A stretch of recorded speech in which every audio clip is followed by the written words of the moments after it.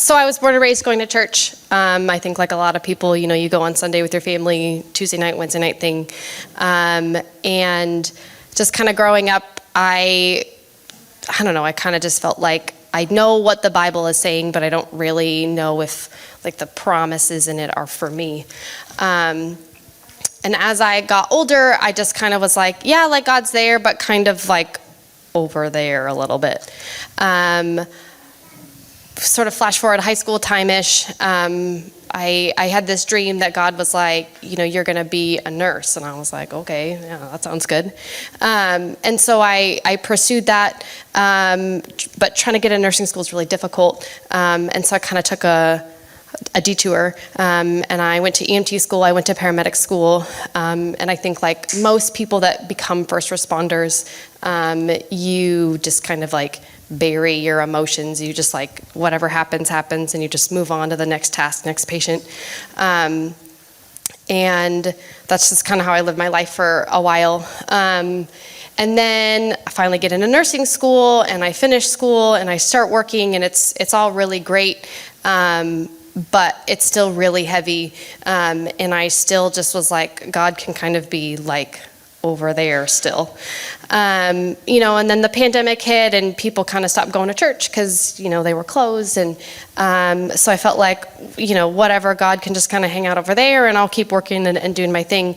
And kind of through that time, to sort of manage all my emotions and feelings and whatnot, I just started to drink, thinking that that's going to kind of help me, get through. And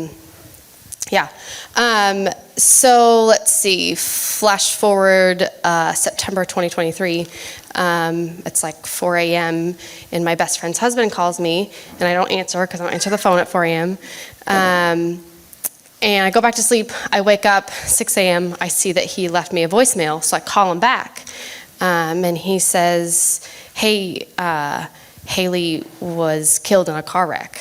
And I was like, what? He says, yeah, she was in a wreck and she didn't make it. And so I spent the next 2 days kind of in this like daze, like I don't know what to think or do. And that Sunday I found myself here somewhere in the back over there. And I spent the next couple of months just like coming to church, but still like drinking and just kind of trying to like, I don't know, kind of like walk that line that I think a lot of people do. Trying to sort it all out, but not really sure what I was looking for. January 2024, Justin gets on stage. It's like the first Sunday of the month.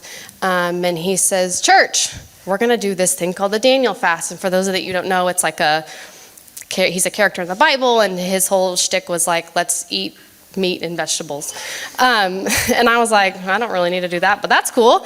And he was super excited about it. And he started talking about fasting some more. And he's like, basically, you don't have to just eat well. You can, fast from your phone or social media. And he's like, you could fast from drinking coffee. And I was like, I'm not going to do that.